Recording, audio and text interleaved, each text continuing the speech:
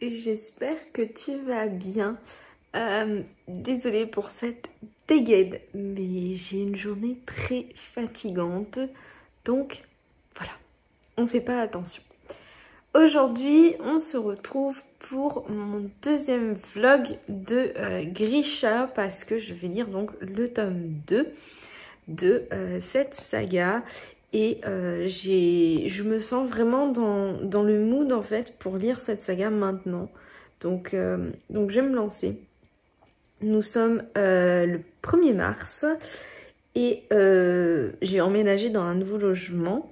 En plus, j'ai déménagé, j'ai commencé un travail. Donc cette journée-là m'a bien fatiguée. Ce week-end-là m'a bien fatiguée aussi. Mais je suis vraiment dans le mood pour lire Grisha, notamment parce que on a la bande-annonce de la série Netflix qui est sortie vendredi ou jeudi ou même samedi, je sais plus. Mais en tout cas, la bande-annonce elle est vraiment trop bien. Donc ça m'a donné envie de continuer à lire cette saga en fait tout simplement. Et peut-être que je l'aurai fini d'ici que que la série sorte. Et peut-être même que j'aurais eu Six of Crows si je suis motivée, mais là je pense pas. Donc on verra bien. En tout cas, là ce soir, du coup, à la télé, il y a Kaamelott. J'aime trop cette petite série, je la trouve géniale et j'ai tellement hâte que le film sorte enfin, qu'on puisse enfin aller le voir. Donc ce soir, je vais me mettre devant Kaamelott avec une bonne tisane, je pense. Et je vais commencer Grisha en parallèle aussi. Comme ça, je vais me poser un peu dans le canapé tranquillement. Et ça va me faire du bien de me poser un peu, d'être un peu plus tranquille.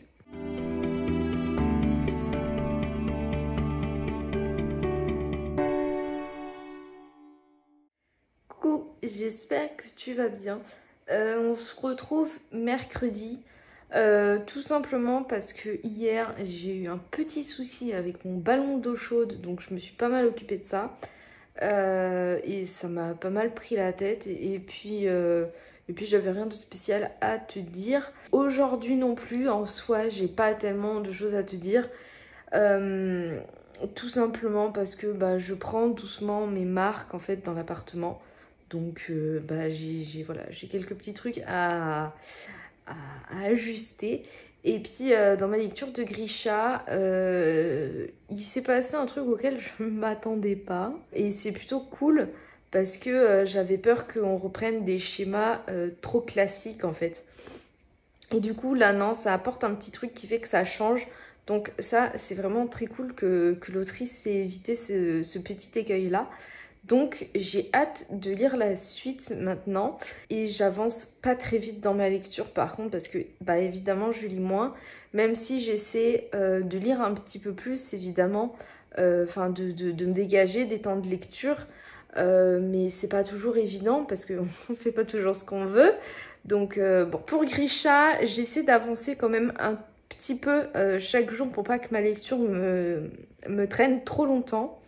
Surtout qu'en plus, je me suis lancée dans le Spring Blossom Challenge. C'est un challenge comme le Cold Winter ou comme le Pumpkin Autumn Challenge qui nous donne des catégories à remplir avec la thématique de la saison. Et donc là, vu qu'on arrive au printemps, on est dans le Spring Blossom Challenge. C'est un challenge organisé par Le Boudoir. Et de toute façon, tu as déjà eu ma palle là-dessus, je crois. Et peut-être 1 ou 2 points lecture. Je sais pas encore quand est-ce que ce vlog sortira. J'espère dans pas trop longtemps. Peut-être en avril. J'aimerais bien en avril en vrai, pour être honnête. Mais en tout cas, voilà. Ce qui est sûr, c'est qu'avant, tu auras ma palle du Blossom Spring Challenge. Mais en tout cas, actuellement, donc, Grisha, le tome 2, est ma première lecture pour le Spring Blossom Challenge. Et je ne sais pas si j'arriverai à bien faire ce challenge, vu que je change de rythme de vie, mais je vais tout faire pour. Et en plus, j'ai tellement de livres qui me font envie en ce moment.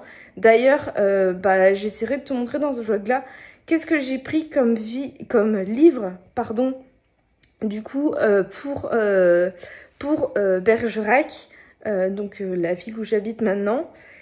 et comment je les range. Et comment te dire que c'est complètement drastique par rapport à ce que j'avais avant. Tout simplement parce que maintenant, ils rentrent en gros dans un seul placard. Ce qui est totalement improbable au vu de tout ce que j'avais dans ma chambre. Mais voilà, j'ai pris que ma palle en fait au final. Et évidemment, j'ai pris 2 autres petits livres, mais je te montrerai ça très bientôt. Et là, je vais te laisser, j'ai encore 2-3 trucs à faire dans l'appartement. Et puis à très bientôt.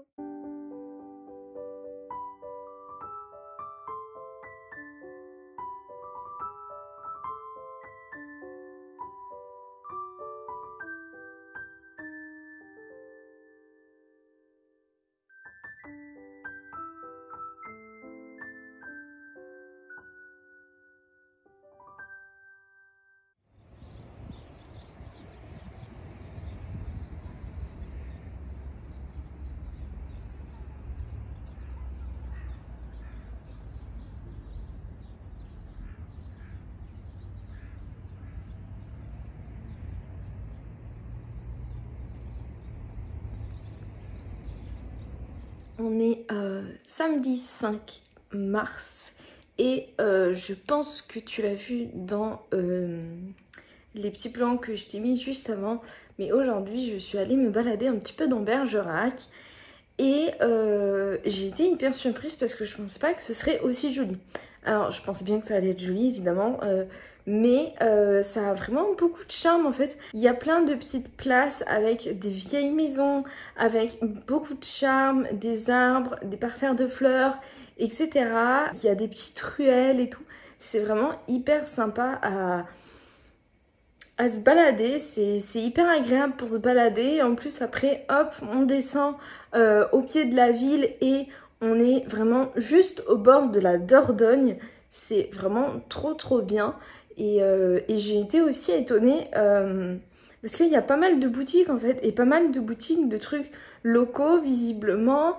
Et c'est plutôt dynamique. En tout cas, moi je trouve, par rapport au cliché de la campagne où c'est un peu mort, etc. Et ben non, pas du tout en fait. Enfin, en tout cas, moi je trouve pas. Voilà, il y a plein de petites boutiques. Bon là, évidemment, les restos et les bars sont fermés, donc c'est encore un peu moins vivant. Mais je trouve que c'est quand même plutôt pas mal. Et je suis plutôt contente d'être en centre-ville en fait au final, parce que il y a plein de petites boutiques qui ont l'air vraiment super bien, pas du tout loin de chez moi. Et ça, c'est hyper cool. J'ai aussi visité 2 librairies. Alors, j'ai pas acheté de livres parce que j'en ai suffisamment dans ma palle. Mais en tout cas, c'est des librairies qui ont l'air vraiment très cool. Surtout la première, la librairie Montaigne, qui est vraiment plutôt grande et qui est plutôt pas mal. Je suis aussi passée à l'office du tourisme et là, autant te dire que j'ai fait une razzia sur les prospectus de visite, de guides touristiques, etc. Parce que cet été et au printemps, j'espère aussi, quand tous les sites culturels pourront rouvrir, parce que j'espère bien qu'ils rouvriront très bientôt, parce que sinon, ça va être difficile.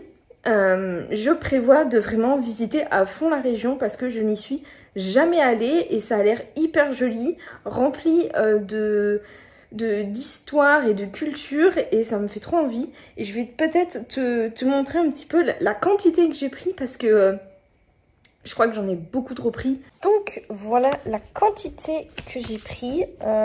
Clairement, il y en a beaucoup trop. Je pense pas que je visiterai tout ça maintenant.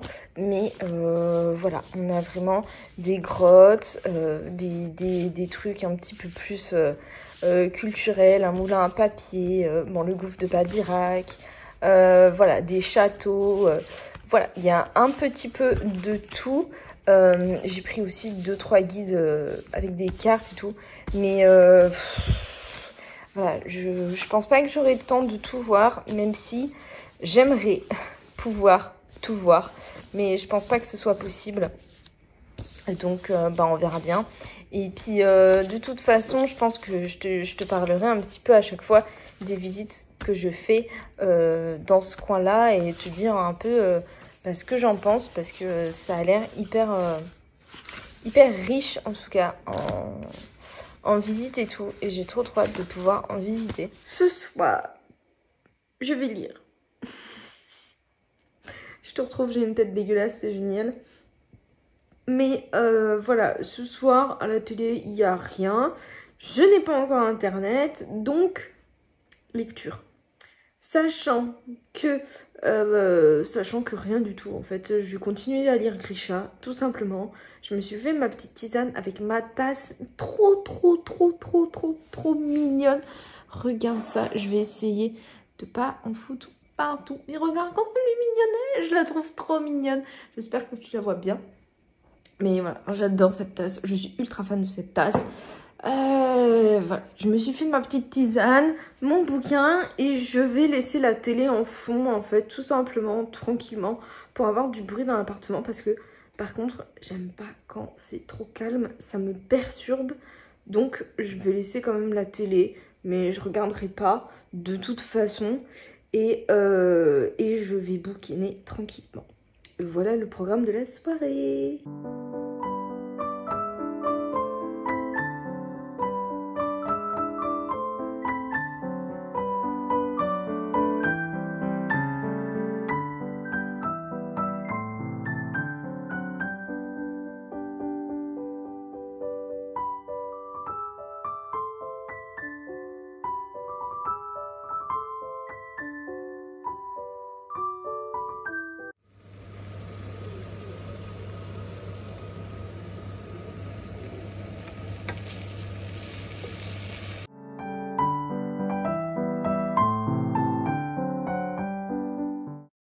Coucou, on est dimanche et il est 16h30 presque et en fait je voulais peindre à l'aquarelle du coup cet après-midi sauf que finalement je me suis retrouvée à faire d'autres trucs donc du style mettre à jour mon CV etc.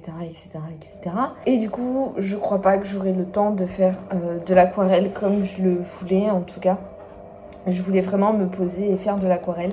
Mais voilà, je vais pas avoir le temps. Du coup, ce que je vais faire, c'est que je vais faire mon bujo, en fait, tout simplement. Donc, les 2 semaines qui me manquent, 3 semaines, les 3 semaines qui me manquent dans mon bujo. Et avant, ça ressemblait à ça avec les jours-là et un tout petit week-end. Et je pense que en fait, je vais faire un plus grand week-end et des jours de la semaine plus petits parce qu'au final... quand je travaille, c'est vraiment le week-end où j'ai le temps de faire le plus de choses. Donc, je pense que je vais modifier ça. Et désolée d'ailleurs, si tu entends la machine à laver, elle est en train de tourner. Ben, je ne peux pas la faire tourner à un autre moment. Donc, voilà. Donc, je me suis armée de mon petit thé. D'ailleurs, attends, je vais te montrer ma petite théière parce que je la trouve trop mignonne. Regarde comme elle est trop belle. Et donc, normalement, ça se met... comme ça avec la tasse mais j'adore cette théière, ça fait très longtemps que je l'ai maintenant mais je la trouve vraiment trop jolie. Donc voilà, j'utilise beaucoup celle-ci maintenant parce que avant je crois que tu as vu une théière rose qui était beaucoup plus grosse. Celle-là elle fait 1,5 litre, l'autre faisait 1 litre. Mais là j'ai pris que celle de 1,5 litre quand même, je pense que c'est suffisant. Voilà, donc voilà, je vais boire mon petit thé et je vais faire mon bujo. Coucou, on se retrouve aujourd'hui, on est mardi et dans Grisha, il me reste plus que 150 pages à lire environ à peu près et il me tarde de finir cette lecture parce que j'ai envie de savoir comment ça finit et j'ai aussi envie de passer à une autre lecture. Donc voilà, j'aimerais bien le finir demain. Sur aujourd'hui et demain, ce serait vachement cool.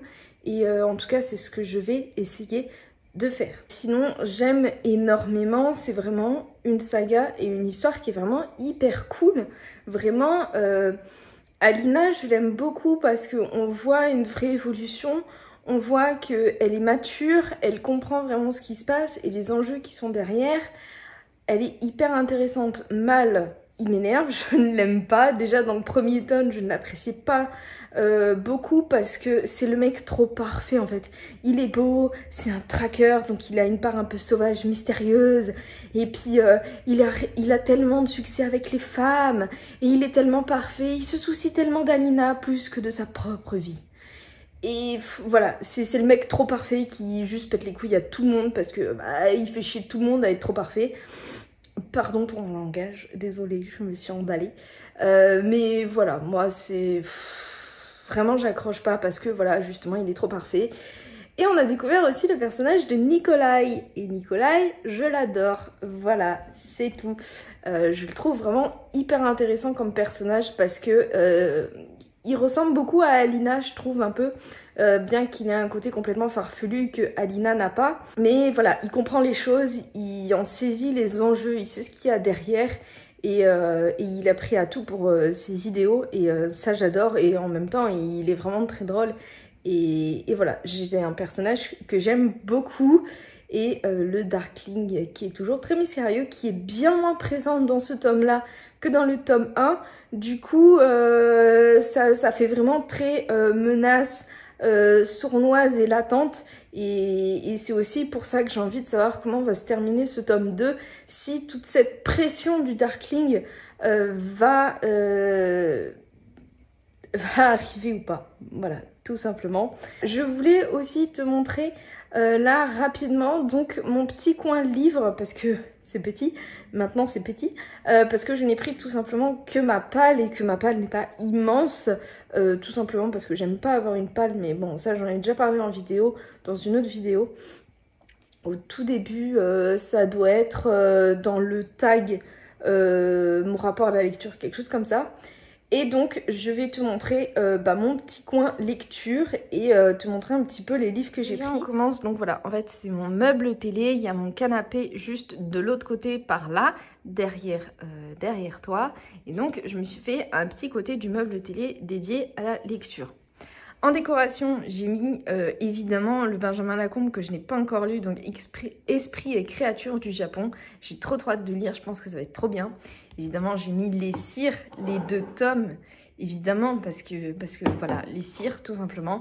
Des petits parfums, enfin bref, ça, on s'en fout. Et ensuite, ici, voilà, j'ai mis tout ce qui était mes livres. Donc voilà, il n'y a pas beaucoup de livres, hein, je trouve.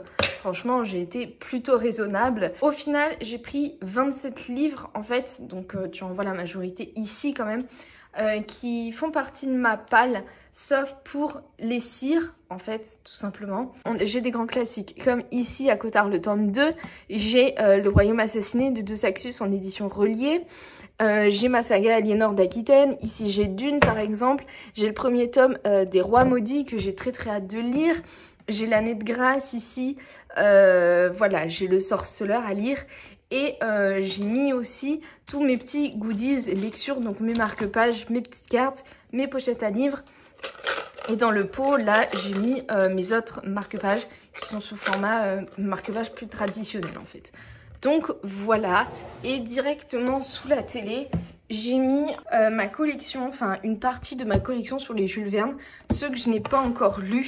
Donc il y a Voyage au centre de la Terre, Michel Strogoff et Le Tour du monde en 80 jours, bien que Le Tour du monde en 80 jours, en vrai je l'ai déjà lu, mais j'aimerais beaucoup le relire.